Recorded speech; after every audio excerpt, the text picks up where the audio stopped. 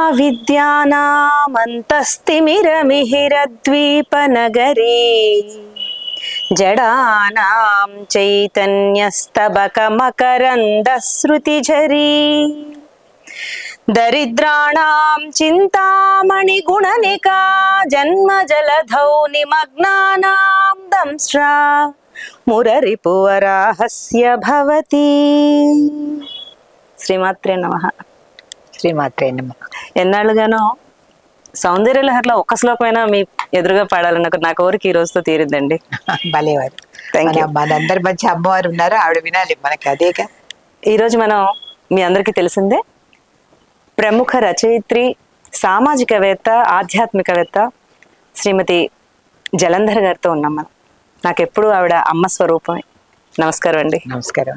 ఆధ్యాత్మికత, అభ్యుదయ, ఇంకా సహేతుకమైన దృష్టి, వీటన్నిటిని అసలు ఎలా బ్యాలెన్స్ చేస్తున్నారు మీరు? ఇప్పుడు ఫస్ట్ ఇవన్నీ నాకున్నాయి నమ్మమంటారా? అయ్యో గొప్పవారే. ఇలాంటివి మాట్లాడగలిగే స్థాయి చాలా తక్కువ మందితో ఉంది. ఇలాంటి ప్రశ్నలు అడగగలిగేవారు మీరు మాత్రమే ఇలాంటి వాటికి సమాధానం చెప్పగలరు.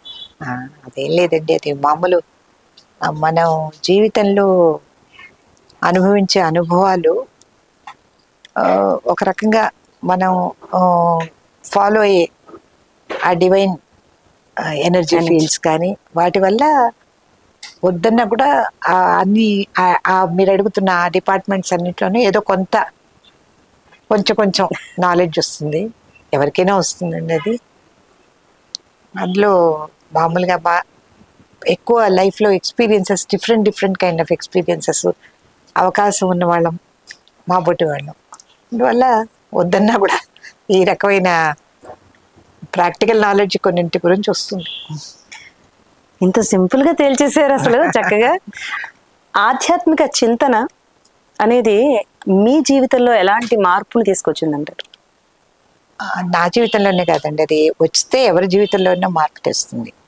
అంటే ఒకసారి దయానంద సరస్వతి చెప్పారు, అజ్ఞానం అనేది చాలా మంచిది, జ్ఞానం అనేది చాలా భయంకరమైంది, ఎందుకంటే అది వచ్చిన తర్వాత ఇక మిగతా దేన్ని ఉండనివ్వదండి. అది చాలా కరెక్ట్. ఎందుకంటే ఆధ్యాత్మికమైన విషయం కొన్ని అర్థమైన తర్వాత మిగతావన్నీ కూడా వరల్డ్లీనెస్ అంతా కూడా చాలా మామూలుగా, చాలా వాటికి పెద్ద వాల్యూస్ మనం ఇచ్చేసి బాధపడిపోయేంత ఇవేమి ఉండవు అన్నదేదో అర్థమవుతుంది. అందుకని మనం ఆధ్యాత్మికత అనేది అది కొంతవరకు గురువుల అనుగ్రహం మెయిన్గా, కొంతవరకు పూర్వజన్మ సంస్కారం, కొంతవరకు మనం పెరుగుతున్న వాతావరణం, ఈ మూడింటికన్నా కూడా బలవత్తరమైన పరిస్థితులు. ఓకే, అంటే చాలా తెలివిగా మనం చాలా ఈదేయగలం అనుకున్న పరిస్థితుల్లో మనం ఎంత హెల్ప్లెస్, ఎక్కడి నుంచో ఎనర్జీ ఫీల్డ్స్ నుంచి గురువుల అనుగ్రహంతో ఏదో హెల్ప్ రాంది ఏమీ చేయలేం అన్న ఒక స్థితి మనిషికి ప్రతి ఒక్కరికి కూడా నాకు వస్తుందనే అనుకుంటాను. గుర్తిస్తామా లేదా అన్నది వేరే. ఎందుకంటే ఆ పరిస్థితుల్లో మనకి చాలా వేదాంతం వచ్చేస్తూ ఉంటుంది. ఒక్కోసారి అన్ని ఇదంతా మాయ, భ్రమ ఇలాంటి కబుర్లు చెప్తాం, కానీ మళ్ళీ కొంచెం ఏదో మెటీరియలిస్టిక్ టెంప్టేషన్స్ రావగానే మళ్ళీ ఆ దారి మారిపోతూ ఉంటాం. అలా మారకుండా కాపాడగలిగింది అది భగవత్ శక్తి. అందువల్ల దాని నీడలో జీవితం చాలా మార్పులు చెందుతుంది, తప్పదు. అంటే గాల్లో దీపం పెట్టి భగవంతుడి మీద భారం వేయకుండా మనమంటూ ఎలాంటి కృషి చేయాలంటారు అదే మార్గంలో ఉండాలంటే? అంటే ఒకటండి, మనం గాల్లో దీపం పెడితే ఎగిరిపోతుంది, కొండెక్కుతుంది అన్నది జ్ఞానం. దాన్ని వదిలేసి మనం ఏదేదో ప్రయత్నాలు చేయడం అనేది దేనికి ఎవరికి ఏది ప్రూవ్ చేద్దాం అనుకుంటున్నామో మనకే తెలీదు.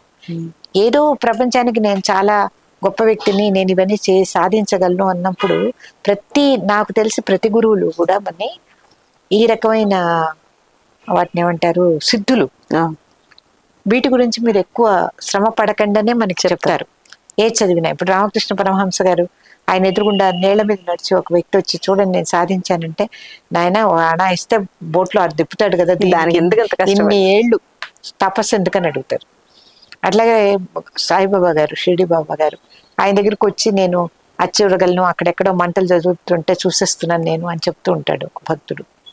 చెప్తే అసలు ఈ విద్యలన్నీ ముందు వెళ్ళి గోదావరిలో వదిలేసిరా, అప్పుడు కానీ నీకు అసలు ఆధ్యాత్మికత అంటే అర్థం కాదని చెప్తారు. సో ఈ గాల్లో దీపం పెట్టేసి వెలగాలి, లేకపోతే నేను ఇలా చూసానంటే ఇక్కడ ఏదో చెట్టు మాడిపోవాలి, ఇట్లాంటి గారడీలు కూడా ఒక రకమైన గారడీలు అంటే నేర్చుకునే వాళ్ళకి అలా అనిపించకపోవచ్చు, కానీ వీటి వల్ల మనకి ఎక్కువ లాభం లేదు. ఇప్పుడు మన జీవితాలు చాలా మంది అలాంటి విషయాల మీద వేస్ట్ చేస్తాం అందరం కూడా, ఎందుకంటే చాలా టెంప్టింగ్ అది. నేను మిగతా వాళ్ళకన్నా డిఫరెంట్ అని ప్రూవ్ చేసుకోవాలని ప్రతి ఒక్క మనిషికి ఉంటుంది. అందులో మామూలుగా చాలా మంది మన సంసారాల్లో ఉన్న ఆడవాళ్ళు, నాకే తెలుసు ఒక ఆవిడ మాకు అప్పుడు మైత్రికి కూడా లెటర్ రాశారనమాట. ఆవిడకి అసలు గుర్తింపు ఉండేది కాదు, బోల్డ్ చాకరి ఇంట్లో. ఆవిడ ఎవరో ఆవిడకి బోధించారని చెప్పి ఒక మంత్రాన్ని జపం చేసి ఇట్లా చేతిలోంచి కుంకుమ వచ్చే ఒక సాధన చేశారు. అది ఇంకా ఎంత ఇంపార్టెన్స్ వచ్చేస్తుంది ఇంట్లో. ఇంకా ఆ తర్వాత విపరీతమైన ఆవిడకి ఆరాధన, జనం అంతా చుట్టూ చేరడం, ఇంకా లిమిట్ అయిపోతుంది అంతా మొత్తం అంతా బోల్డ్ అంతా వచ్చాయన్నమాట. అన్ని ఇంటి నిండా కానుకలు, బిల్డింగులు, ఇంకా ఏమిటేమిటో వచ్చేసేసాయి. వచ్చినప్పుడు ఆవిడకి విసుగొచ్చిందా? ఆవిడకి ఏమో అర్థం కాలే. ఒక లెవెల్లో ఆవిడకి విసుగొచ్చేసింది. అసలు ఈ గోల ఏమిటి, నాకు ఆవిడకి మంచినీళ్ళు తాగడానికి కూడా టైం లేని ఒక పరిస్థితి వచ్చిందనమాట. ఇంకా సాధన ముందుకు ఇంకా ఆవిడకి ఏం చేయాలో తెలియక వెళ్ళి కూర్చుని భగవంతుడి దగ్గర, గురువుల దగ్గర ప్రార్థించినట్టున్నారు. సడన్ గా ఒక రోజు తలుపేసి ఇలా తలుపు పడి ఉంటే ఏమిటా అని చూస్తే ఆవిడ ఒంటరిగా ఉన్నారు. ఆవిడ గురువు గారు ప్రత్యక్షం అయ్యాట. మాస్టర్ ప్రత్యక్షం అయ్యి ఈ ఆట చాలు ఇంకా ఈ ఆట అని చెప్పారట. అని ఏమిటి అర్థమయ్యే లోపల ఆవిడకి ఈ సాధన పోయిందనమాట.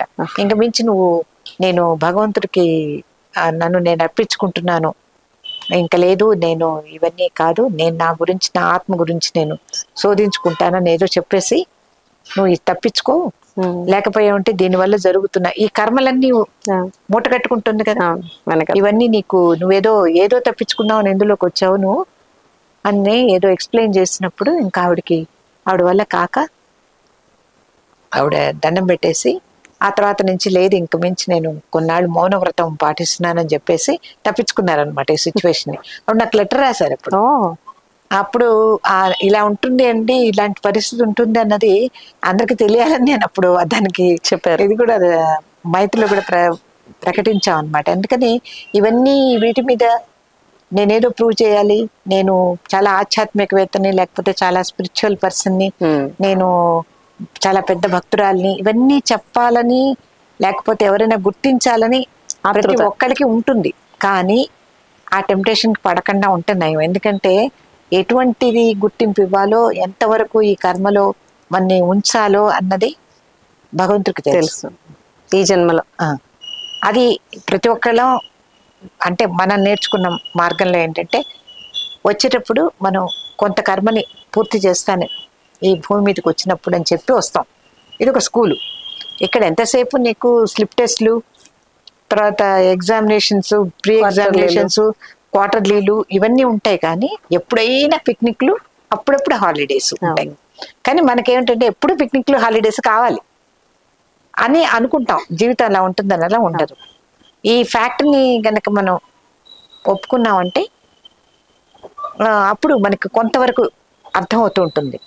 అలాగే కొన్ని కర్మలు పూర్తి అయిపోతున్నాయి, కొన్ని సమస్యల వల్ల కొన్ని క్వశ్చన్స్కి ఆన్సర్స్ దొరుకుతున్నాయి అన్నది ఎంతసేపు మనం గనక ఇది ఇప్పుడు ఇది ఆధ్యాత్మికత అనుకోండి, ఇది ఫిజికల్ మామూలు ప్రపంచం వరల్డ్ లైఫ్ అనుకోండి, మనం ఏమనుకుంటాం అంటే ముందు దీన్ని సర్చ్ చేసేసుకుని చేద్దాం అంటే ఇక్కడ తర్వాత దీని జోలికి వెళ్తాం. ఎందుకంటే ఇప్పుడు దీనివల్ల ఉపయోగం లేదు, ఏం జరుగుతుందో తెలియదు, ఇదంతా కరెక్ట్ గా చేశానంటే అందరూ మెచ్చుకుంటారు, మంచి ఉద్యోగం, లేకపోతే మంచి పిల్లలు, మంచి ఇల్లు, మంచి వాకిలి, ఏదో ఆడవాళ్ళం అయితే అలా, మగవాళ్ళు అయితే ఇంకో రకమైన అంబిషన్స్ ఉంటాయి.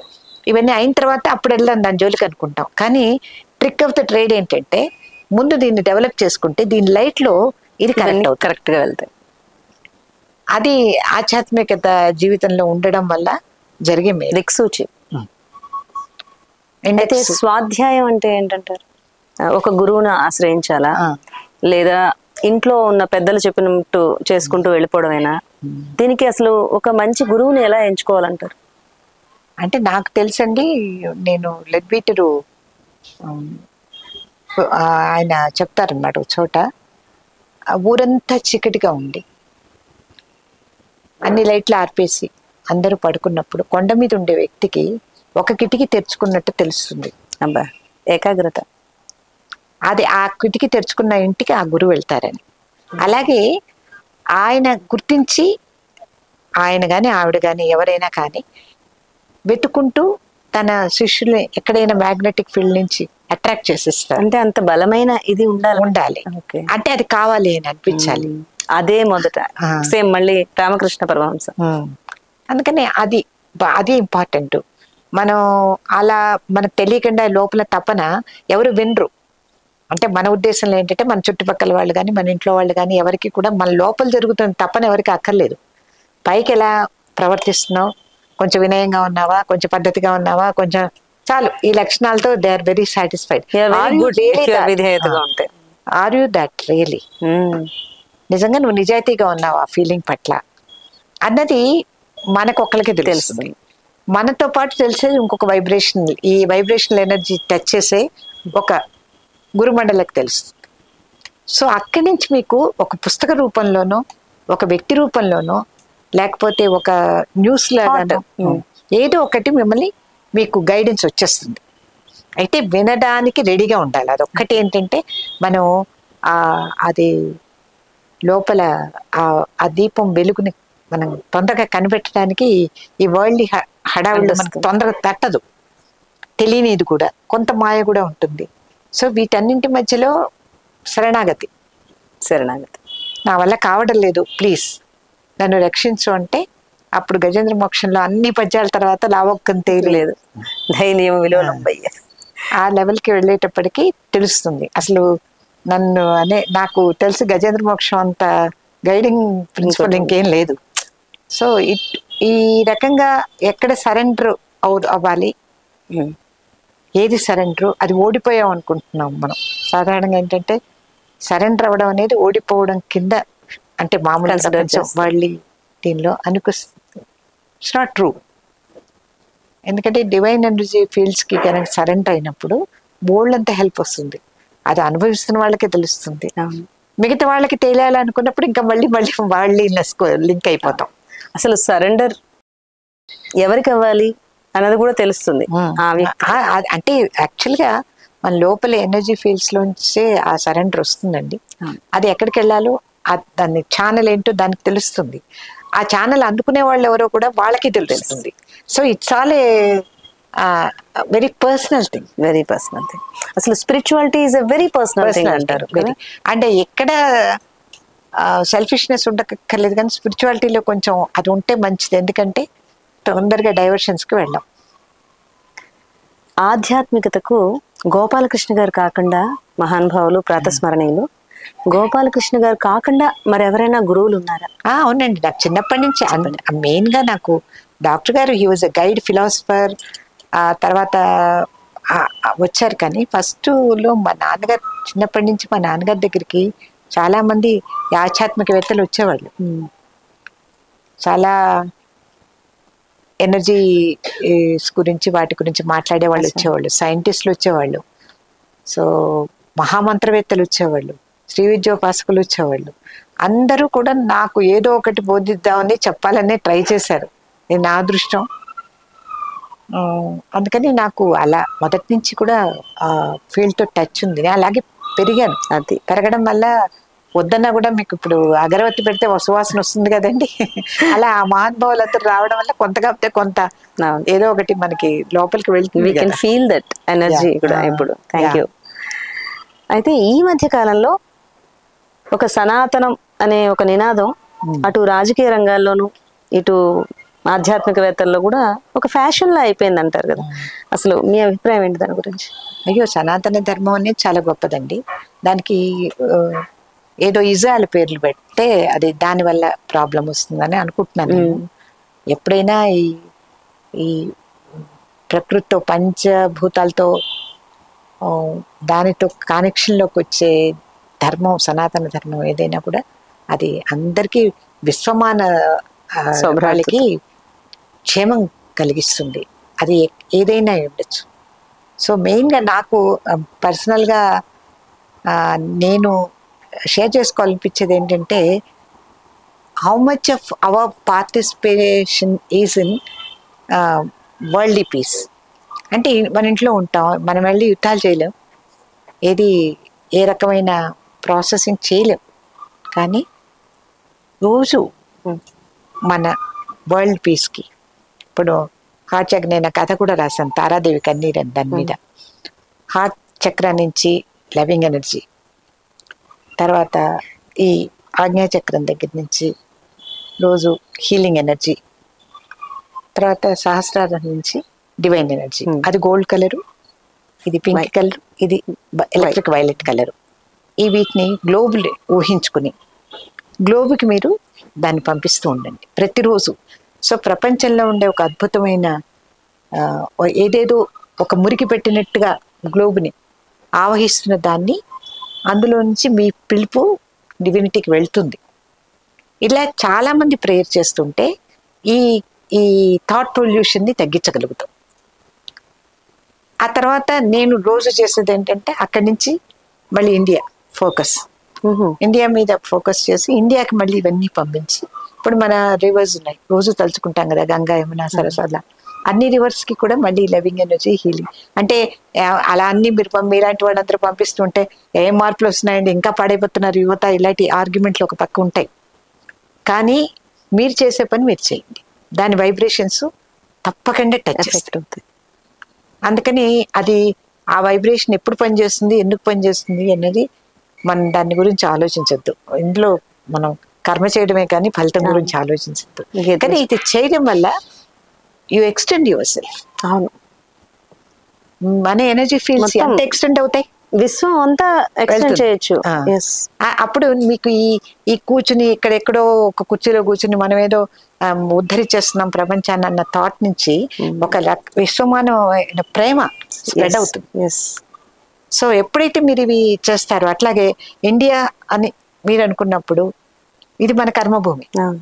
సో దీనికి ఎంత చేయగలం మనం, ఎంత ప్రేయర్ పంపించగలం, ఎంత క్లెన్సింగ్ చేయగలం, దానికి మనం ఎంత ఇదిగా ఉండాలి, ధర్మంగా ఉండాలి. అది అందుకని మనం అది అక్కర్లేదండి, మనం ఇలా ఆలోచించగానే మన క్లెన్సింగ్ స్టార్ట్ అయిపోతుంది. మనది ఇక్కడ అవుతుంది, అక్కడ అవుతుంది. అది నేనండి, దీనికోసం స్పెషల్ గా మనం వెళ్ళి యోగాలు చేసేసి ఆసనాలు వేసేసి చేయక్కర్లేదు, నినాదాలు చేయాల్సిన అవసరం లేదు. Once you spread your self. ఎక్కడో యుద్ధం జరుగుతోంది, నువ్వేం చేయలేకపోతున్నావు, ఇది డాక్టర్ గారు గోపాలకృష్ణ గారు చెప్పే సిస్టమ్ అనమాట. అందులోకి వాళ్ళకి ఎనర్జీ పంపించు. ఓకే, అది అలాగే ఎవరికి ఏమి ఇప్పుడు వాకింగ్కి వెళ్తున్నావు, వెళ్తూ చెట్లని పుట్లని అక్కడ ఉండి దారిలో ఉండి వినాయకుడిని అన్నిటిని బ్లెస్ చేసుకుంటూ వెళ్ళు. అందరినీ అడుగు, ఇక్కడ రోడ్డు మీద నడుస్తున్న పిల్లల్ని కాపాడండి, ఈ రోడ్డుకి ఎనర్జీ ఇవ్వండి అని అడుగుతూ వెళ్ళు. ఏం నష్టపోయేదే ఉంది నీకు? నిజం. So this is how you have to extend your self. It is very important that your soul is extending to all the other souls, touching them. అది చాలా మోస్ట్ ఇంపార్టెంట్. తర్వాత మీరు రోజు నేనే అంటానంటే మన సెన్సెక్స్, నిఫ్టీ ఉన్నాయి, వీటికి ఎనర్జీ పంపించండి. ఎందుకంటే unless your country is economically strong, nobody respects it. ఇది చాలా కొత్త మాట వింటున్నాను నేను, నిజం. అందులో it was bleeding Sensex for the last 1 week. ప్రతి ఒక్కళ్ళు దానికి ఎనర్జీ పంపించండి. ఎందుకంటే మీ దేశం సుభిక్షంగా ఉంటేనే మీకు ఐడెంటిటీ క్రైసిస్ రాకుండా ఉంటుంది, ఆర్థికంగా ముఖ్యంగా. అది అందువల్ల ఆల్వేస్ నేనైతే ఏంటంటే మీ థాట్ని అలా ఎక్స్టెండ్ చేయండి. It is very important that you touch everything. అలాగే మీ దేశపు నాయకులు, ఇవాళ మోడీ గారు ఉండొచ్చు, రేపు ఇంకో మహానుభావుడు రావచ్చు, ఇంకొకళ్ళు రావచ్చు, మనకు తెలియదు. ఎవరు ఉన్నారో వాళ్ళందరికీ ఎనర్జీ పంపించండి, ఇంత పంపించండి. మనం ఇప్పుడు చేసేది పెద్ద బుడత సాయమే, దాంతో రావుడు బ్రిడ్జ్ కట్టేలా, కానీ ఒక ఇన్వాల్వ్మెంట్, ఈ థాట్ వైబ్రేషన్ తప్పకుండా టచ్ చేస్తుంది. రాయిని మనం నీళ్ళలో వేస్తే ఎన్ని సర్కిల్స్ అవుతున్నాయి, ఎంత దూరం వెళ్తుంది అది. సో నేను ఒక్కదాన్ని ఇంత చిన్న పని చేయగలిగాను, మీరు కలిసారనుకోండి ఇంకా పెద్దది అవుతుంది, ఇంకొకరు కలిసి అలా ఒక పర్టికులర్ వసుధైక కుటుంబం అని మనం పర్టికులర్ గా చేయడం ప్రారంభించిన తర్వాత ఈ ఇంతమందిలో మనం ఉన్నాగా. సో మన కోసం నా మమ కుటుంబస్య మమ క్షేమం ఈ మమ గోల కన్నా ఎక్స్టెండ్ యువర్ సెల్ఫ్. దీనివల్ల మనకి తెలియకుండానే మన లోపల చాలా మంచి మంచి క్లెన్సింగ్ అవుతుంది, మంచి ఆలోచనలు వస్తాయి. తర్వాత మనం కుంచుకుపోము, తర్వాత ఎవరిని చూస్తే వాళ్ళ మీద కోపం, ఈర్ష్య ఇవన్నీ రావు, పనికిరాని గుణాలన్నీ. ఇది this is what I feel like cleansing our home, cleansing our thought, cleansing our body. So దీనివల్ల ఒక పర్టికులర్ చక్కటి హ్యూమన్ బీయింగ్ గా తయారయ్యే అవకాశం ఉంది మనకి. ఎంతవరకు సక్సెస్ అవుతామో తెలియదు కానీ చేయడం వల్ల ఒకసారి హెచ్జి వెల్స్ అన్నట్టు means are better than ends. End ఏమిటో తెలియదు కానీ మీన్స్ చాలా ఎంజాయ్ చేస్తాం. అంటే ఇప్పుడు ఓ సినిమాకి వెళ్ళాలన్నప్పుడు గబగబా చీర కట్టుకోవడం, డెకరేట్ చేసుకోవడం, చెప్పులు వేసుకోవడం, అన్ని సెలెక్ట్ చేసుకోవడం, వెళ్ళడం, ఈ ప్రాసెస్ ఎంజాయ్ చేస్తాం. సినిమా చెత్తగా ఉండొచ్చు తర్వాత, అది వేరే విషయం. అలా ఈ ప్రాసెస్ ని మనం లైఫ్ లో అప్లై చేసుకున్నామంటే I think that helps everybody, that helps us also. భలే చెప్పారండి. ఆధ్యాత్మికతలో భక్తి ప్రాధాన్యం ఎంతవరకు ఉందంటారు? భక్తి సరెండర్ అండి నా ఉద్దేశం. ఓవర్ పిచ్చి భక్తి డేంజరే. ఆ భక్తి ఒక్కొక్కసారి నేనే చాలా ప్రత్యేకమైన వ్యక్తిని అన్న ఎగో ఇస్తుంది. ఏది ఎగో ఇస్తుందో అది నిజంగా it will not work with you, అంతే. దానికి రిజల్ట్స్ ఉండవు, చాలా బ్యాడ్ రిజల్ట్స్ ఉంటాయి తప్ప గుడ్ రిజల్ట్స్ ఉండవు. అసలు భక్తి ఎలా ఉండాలంటారు? భక్తి లేదా మూఢభక్తి ఉండకూడదు. ఇట్స్ వెరీ పర్సనల్ అంటారా? భక్తి అనే దాన్ని మీరు ఎవరి పర్సనల్ డెఫినేషన్ వాళ్ళది. కానీ ఇది మటుకు మిగతా వాళ్ళని డిస్టర్బ్ చేయడము, ఇదే నేను చేసేదే కరెక్ట్ అనుకోవడము, నేను పట్టుకున్న దేవుడే వాళ్ళే కరెక్ట్ అనడము, లేకపోతే నా సిస్టమే కరెక్ట్ అనడము, దీనివల్ల మళ్ళీ అగైన్ సర్కిల్ గుంజుకుపోతుంది. సో మన వైబ్రేషన్స్ అన్ని కూడా మళ్ళీ ఆకార నిరాకార చాలా వాటిల్లోకి వెళ్ళిపోతాం. సో భక్తి అనేది నా దృష్టిలో ఏంటంటే సరెండర్ అయిన భక్తి. ఏదైనా సరే విశ్వశక్తికి తలకాయ ఉంచిన భక్తి అద్భుతం. అది మన్ని బాగు చేస్తుంది, వెన్నెల్లాగా ప్రపంచం అంతా కూడా వ్యాపిస్తుంది. అలా కాకుండా ఇదేదో నేను ఒక కల్ట్కో లేకపోతే ఒక సిస్టమ్కోనే సరెండర్ అవుతానన్నప్పుడు కొంచెం ఇబ్బందులు మనకే వస్తాయి, మిగతా వాళ్ళకి మనం తొందరగా అర్థం కూడా కావు. బాగా చెప్పారు. ఈ మధ్య కాలంలో ఎంతో మంది ఈ మోడర్న్ గురువులు పాశ్చాత్య దేశాల్లో కూడా చాలా మంది భక్తులు ఉన్నారు వాళ్ళకి. సో ఇదొక ఫ్యాషన్ లాగా తయారై ఒక మార్కెట్ ఎకానమీని కూడా సంతరించుకుంటుంది. దీన్ని మీరు ఎలా చూస్తారు? ఇది ఎవరిప్పుడు ఆ పాత్రలో చూస్ చేసుకుని అది నచ్చింది నడిచే వాళ్ళకి మనం మీరు ఇది చేయకండి అని మనం ఏం చెప్పలేము. ఎందుకంటే వాళ్ళ రీజన్స్ వాళ్ళకు ఉంటాయి కదండి. ఇది కరెక్టా కాదా అన్నది కాలం నిర్ణయిస్తుంది. సో కొంతమంది చాలా సైంటిఫిక్గా చాలా అద్భుతమైన విషయాలు, ఇప్పుడు మంత్రం చేస్తే దాని వైబ్రేషన్ ఏంటి, దాని రిజల్ట్స్ ఏంటి, అది మీ బ్రెయిన్ మీద ఎలా పనిచేస్తుంది, దాని ఒక రూపు కూడా కంప్యూటర్ ఓం శ్రీం హ్రీం క్లీం సర్వజనమే వస్మానై స్వాహ అనగానే వినాయకుడి బొమ్మ కంప్యూటర్ లో శ్రీ విద్య కూడా ఫామ్ అవుతుంది. అది ప్రూవ్ చేస్తున్నారు. సో ఇటువంటి ఇన్స్టిట్యూషన్స్ ఉన్నాయనుకోండి, యాక్చువల్లీ దానివల్ల మీరు చేస్తున్న పనుల మీద మీకు గౌరవం పెరుగుతుంది, ఒక నమ్మకం వస్తుంది. అలా జరుగుతున్నవి చాలా ఉన్నాయి నాకు తెలిసి. కొన్ని బహుశా వేరే రకంగా కూడా ఉండుండొచ్చు. ఇప్పుడు మనకి కావాల్సింది ఏంటంటే హంసలాగా మనకి పాలు నీరు మధ్యలో ఏది కావాలో అది తీసుకోవడం అనేది ఆ అనుగ్రహించమని అమ్మవారిని అడగాలి. ఇందాక మీరు చదివారు కదా శ్లోకం అవిద్యానా, అందుకని అది ఆవిడ దిగి మనకి ఏది కావాలో అది సెలెక్ట్ చేసుకునే శక్తి ఇవ్వాలని కోరుకుందాం. ఎందుకంటే ఎన్నో జరుగుతూ ఉంటాయి ప్రపంచంలో, ప్రతి దానిలోనూ మనం పాల్గొనాలేమో, అభిప్రాయాలు చెప్పలేము. ఎందుకంటే దేని గురించి మనకు సంపూర్ణంగా తెలియదు కదండి. ఎన్నో సునిశ్చితమైన విషయాలు చాలా చక్కగా అర్థమయ్యేలా చెప్పారండి. Thank you so much. Thank you. నాకు అవకాశం ఇచ్చి మీ అందరితో, ప్రేక్షకులతో, పాఠకులతో మళ్ళీ ఒకసారి నేను ఇంటరాక్ట్ అయ్యే అవకాశం నాకు ఇచ్చిన మీ అందరికీ కూడా నా కృతజ్ఞతలండి.